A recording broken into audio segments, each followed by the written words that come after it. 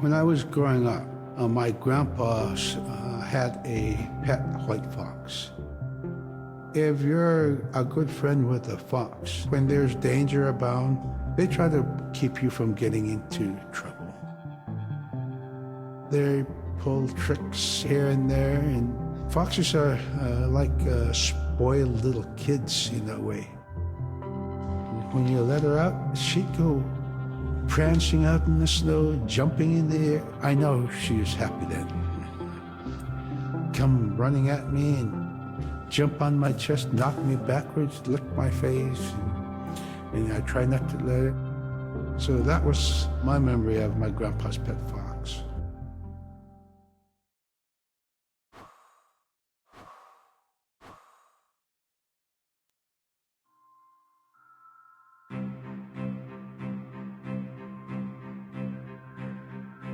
One of the things I think a lot of people need to understand is we aren't a museum piece.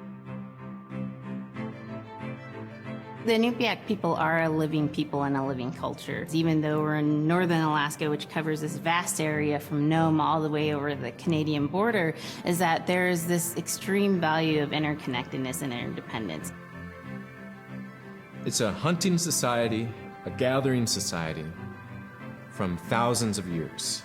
This is what creates our culture.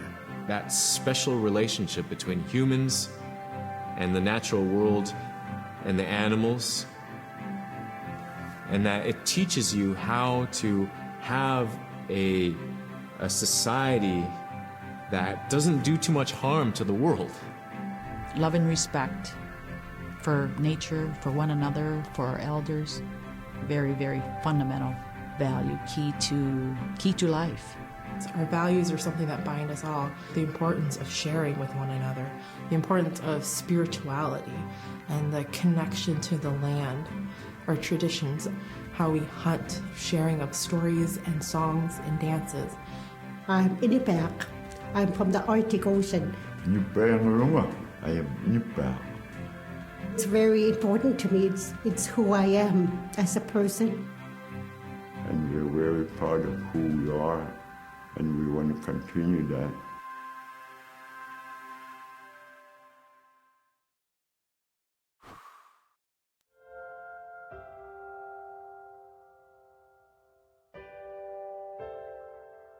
It'd be busy, busy, busy all through the day. You get up and you just go right to work, you know, right to work. There's always something to do. There's never any idle time. The only idle time we had was after we eat and before we go to bed. One of the older people would be just relaxing, laying down there and saying, you know, it'd be really nice to hear a story. And then just organically, someone would just start telling a story. Storytelling for the Inupiaq people is very important because it not only created that sense of community, but is a way to pass on wisdom to the next generation. It was like TV, you know? It was just like, it was as good as anything, any movie you've ever seen. And the storyteller told it so clearly that it was just as powerful as any of the greatest movie blockbusters you've ever seen.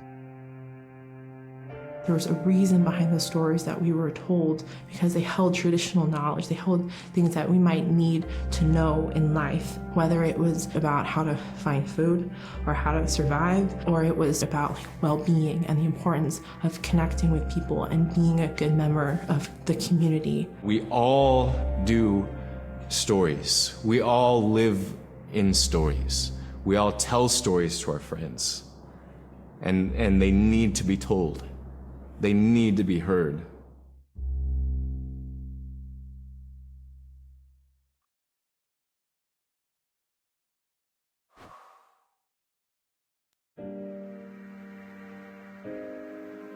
So scrimshaw is this really beautiful method of art that's done either on baleen or ivory, and traditionally it was used to tell stories.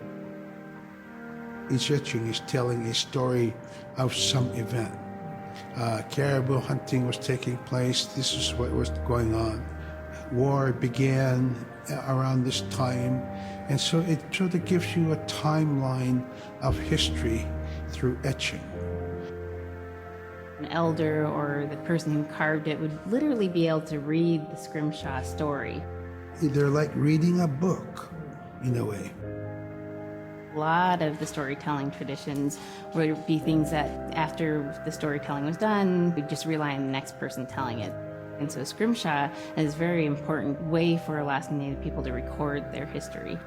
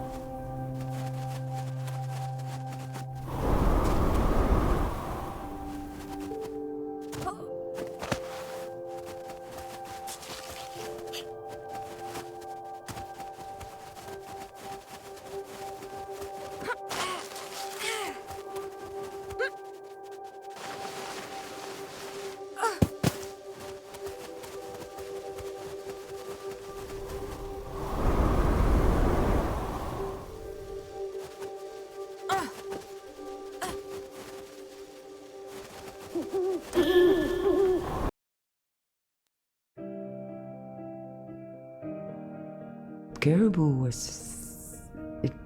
it provided for us in many ways. Our clothing in those days was made of all caribou skin. I grew up wearing caribou pants, mittens, caribou skin mattress, blankets. Some people had boots that were made with wolf leggings, sealskin sole bottoms. Baleen was shaved to make insoles. They kept us quite dry and warm as well. But the caribou skin clothing was the best. We would get as many yearlings as we could for our outer clothing. And for a heavy winter, we would get caribou in February or March because the hair was the longest and the skin was the thickest, and we would use those for our winter gear. With that stuff on, you could sleep outside in 50 below and it wouldn't bother you a bit.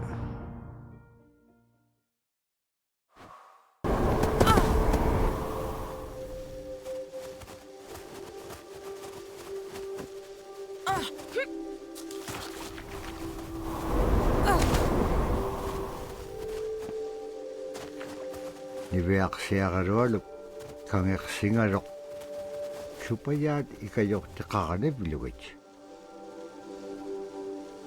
allauluni taam natteriganniaq sivuniqsipkangaga niveaksiagarualuk qanutun peqpaganaqtilaangit tamatkua ikayok tauruat.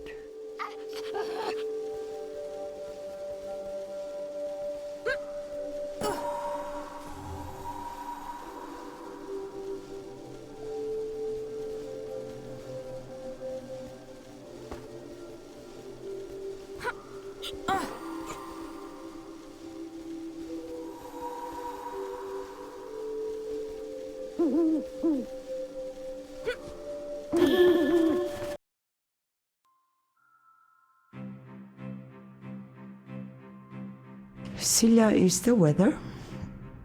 It also means the atmosphere. Here's the nuna, or the land.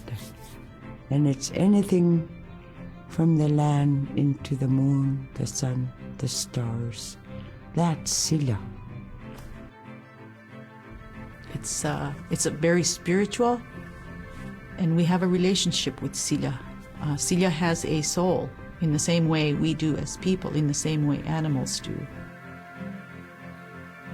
I think spirit helpers in and of themselves are really about how we're connected with things. And so it may be that there is a spirit helper that shows themselves as a bird to show you the way home, or it may be a spirit helper that actually decides to show themselves with the face and body of a man instead of their animal form. And so I think one of the things that's hard to understand is that it's not one way of seeing things, it's one way of knowing you're connected to everything. We've always had that spirituality of everything around us. It's the interaction you have with the air you breathe, the ocean that you gather resources from, the rivers from which you gather fish, the tundra from which you pick berries, the animals that give themselves. It's all of that.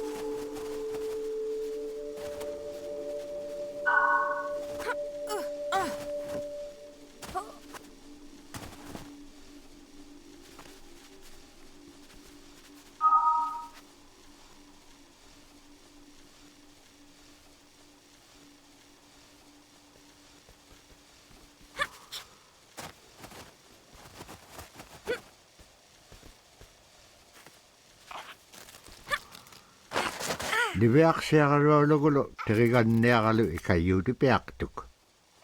Siqaqaniutimigani. Araa kangeqsinaitsequnni qanuq pisilaangak. Aglaan tavra atautsikun aingaluk.